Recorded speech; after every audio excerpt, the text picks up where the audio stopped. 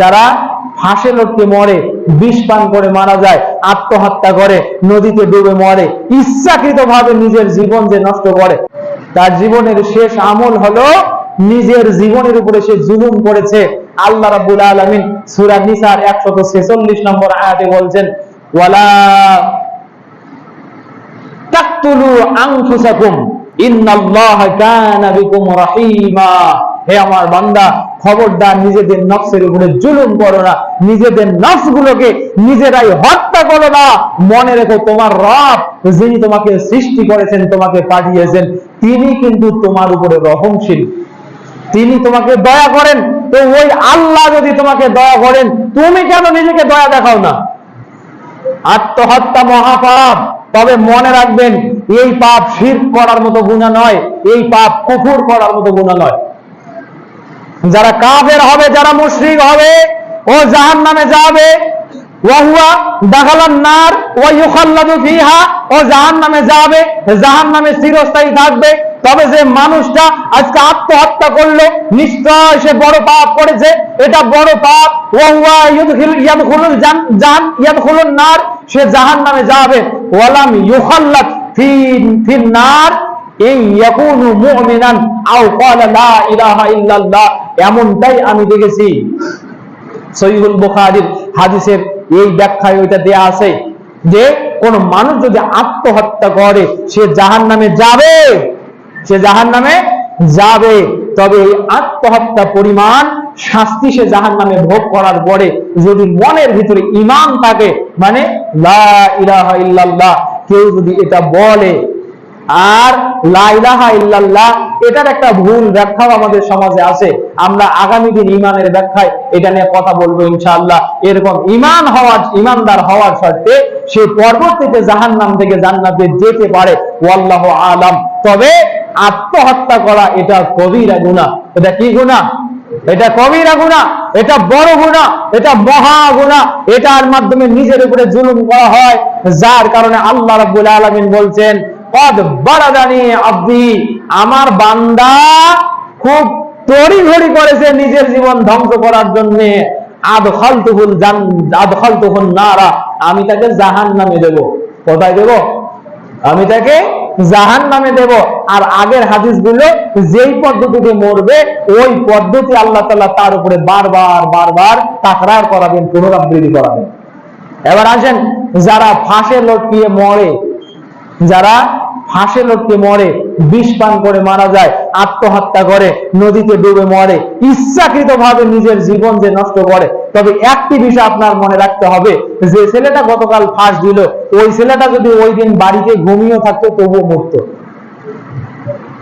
তার কারণ লা ইয়ামুতুর রাজুল হাত্তা তাস্তাকমিলা রিজকা, কোন মানুষ ততক্ষণ পর্যন্ত মরে না যতক্ষণ পৃথিবীর জমিনে তার রিজিক পূর্ণতা না পায়, রিজিক শেষ হয়ে না যায়। ও রিজিক শেষ, ওকে মরতেই হবে। তো এখন নিজে মরার সিদ্ধান্ত যেহেতু নিজে, শাস্তি এই জন্য হবে। কথা বুঝেছেন আপনারা? এবার এই যে ব্যক্তিটা মারা গেল, মুসলমান, ও নামাজে ছিল, ও কালিমা পড়েছে, ও যাকাত দেয়, কিন্তু কোন একটা ডিপ্রেশনের কারণে নিজের প্রতি জুলুম করে মারা গেছে। এবার আমরা জানাজাটা তার করব নাকি করব না, এই ব্যাপারে তিনটা মত আছে। কয়টা? তিনটা মত আছে। সহিহ ফিকহুস সুন্নাহ প্রথম নম্বর খণ্ড 577 এবং 71 নম্বর পৃষ্ঠায় এই তিনটা মত ঘুরে ফিরে আসছে। ওলামায়ে কেরাম বলছেন, প্রথমত ইমাম হাসান আল বসরি এই সহ ইমাম মালিক রাহমাহুল্লাহ, ওনারা বলছেন লাম ইউসাল্লা আলাইহি, যে ব্যক্তি নিজের উপরে জুলুম করে আত্মহত্যা করবে, ওর জানাজা পড়া হবে না। কেন পড়া হবে না? তার কারণ আল্লাহ নবীর কাছে এক সাহাবীর এই আত্মহত্যার ব্যাপারে খবর আনা আছে, বিরাজুলিন কাতালা নাফসাহু ফালাম ইউসাল্লি আলাইহি। এই হাদিসটি আসছে মুসলিমের 978 নম্বর হাদিস, যে আল্লাহ নবীর কাছে এক ব্যক্তির খবর আনা হলো যে আত্মহত্যা করছে, তো আল্লাহ নবী তার জানাজা আদায় করেন নাই। এই জন্য হাসান বসরি সহ আরো বেশ কয়েকজন, আউজাই এবং উমর বিন আব্দুল আজিজ রাহিমাহুমুল্লাহ আজমাইন, এনারা বলছেন যে আত্মহত্যাকারী ব্যক্তির জানাজা করা জায়েজ হবে না, যেহেতু সহিহ মুসলিমের হাদিস একটা আছে। 978 নম্বর হাদিস। এই মতটা ধরে থাকেন। 1 2 দ্বিতীয় আরেকটি মত আছে, ইউসাল্লা আলাইহি, জানাজা পড়তে হবে। এ ব্যাপারে ইমাম আবু হানিফা, ইমাম মালিক সহ হানাফি মাযহাবের সমস্ত মুহাক্কিক মুফতি এই ফতোয়া দিয়েছেন। ইমাম মালিক রাহমাহুল্লাহর একটি কওল এই পক্ষে আছে যে তার জানাজা আদায় করা হবে, ওয়া হুজ্জাতু, এবং তারা একটা দলিল দিয়েছেন যে হাদিসটি একটু আগে পেশ করলাম যে রাসূল সাল্লাল্লাহু আলাইহি ওয়াসাল্লাম তার জানাজা পড়েন নাই। রাসূল সাল্লাল্লাহু আলাইহি ওয়াসাল্লাম এমনই ভাবে আরো এক ব্যক্তির জানাজা পড়েন নাই, এক মাঠে জানাজার জন্য গেছেন। তো আল্লাহর নবী সাল্লাল্লাহু আলাইহি ওয়াসাল্লাম বলছেন, হাল্লাহু দাইনুন, হে সাহাবীরা তোমরা মনে রেখো, তোমরা বলে তো এই যে লাশটা, এই লাশটার কি ঋণ আছে? ঋণ, কথা কি বুঝতেছেন? এই লাশের কি ঋণ আছে? তো সাহাবীগণ বললেন, ইয়া রাসূলুল্লাহ, হ্যাঁ ঋণ আছে। আল্লাহর নবী বলছেন, তো ঋণ পরিশোধ করার মতো সম্পদ আছে?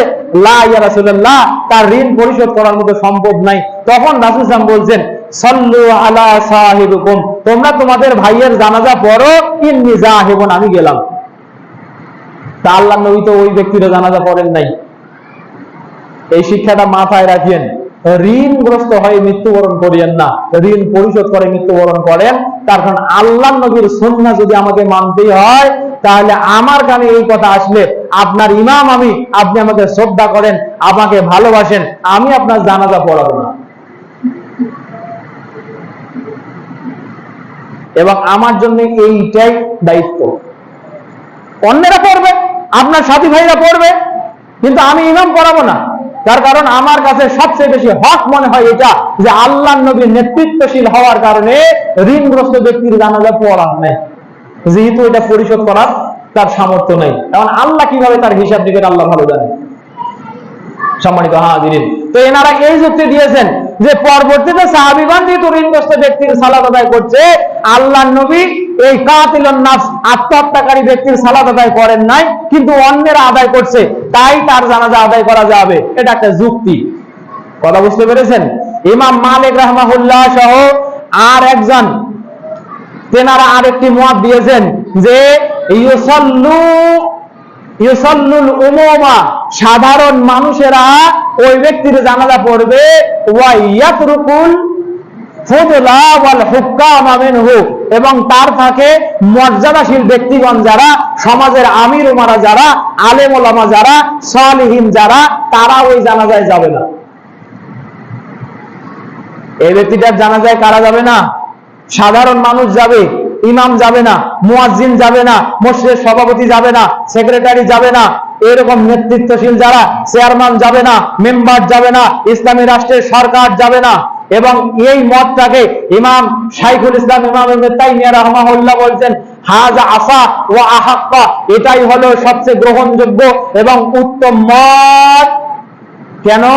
যদি সমাজের নেতৃস্থানীয় মানুষেরা কাতিলুন নাফস, আত্মহত্যাকারী ব্যক্তির জানাজাতে যায়, তাহলে অন্য মানুষও সামান্য ডিপ্রেশনে আত্মহত্যা করবে, আর বলবে কি আর হয়েছে, সবাই তো আমার জানাজা পড়ছে, সবাই কান্নাকাটি করে দোয়া করবে, আল্লাহ আমাকে মাফ করে দেবে। এরকম টেন্ডেন্সি তৈরি হতে পারে। তাই অন্যদেরকে সতর্ক সাবধান করার জন্য নেতৃস্থানীয় সালিহিন এবং আইম্মা যারা, আইম্মাতুদ দ্বীন যারা, দ্বীনের ইমাম যারা, তারা ওই জানাজায় যাইতে পারবে না। এবং এই মতটাকে ইমাম ইবনে তাইমিয়া রাহমাহুল্লাহ তিনি গ্রহণযোগ্য মত মনে করেছেন। আল্লাহু আলাম। সম্মানিত ভাইরা, আসুন আমরা আমাদের নিজেদের উপরে যত্নশীল হব। সামান্য কারণে আমরা ঢলে পড়ব না, সামান্য কারণে আল্লাহর দেওয়া অপরন্ত নিয়ামত সদৃশ্য এই জীবনকে, এটার উপরে আমরা অত্যাচার করব না। নিজেরাই এই শেষ আমল করে জাহান্নামে যাইতে কেউ রাজি হব না ইনশাআল্লাহ। আল্লাহ রাব্বুল আলামিন আত্মহত্যার মতো এই মহাপাপ থেকে আমাদেরকে বেঁচে থাকার তৌফিক দান করুন। আল্লাহুম্মা আমিন।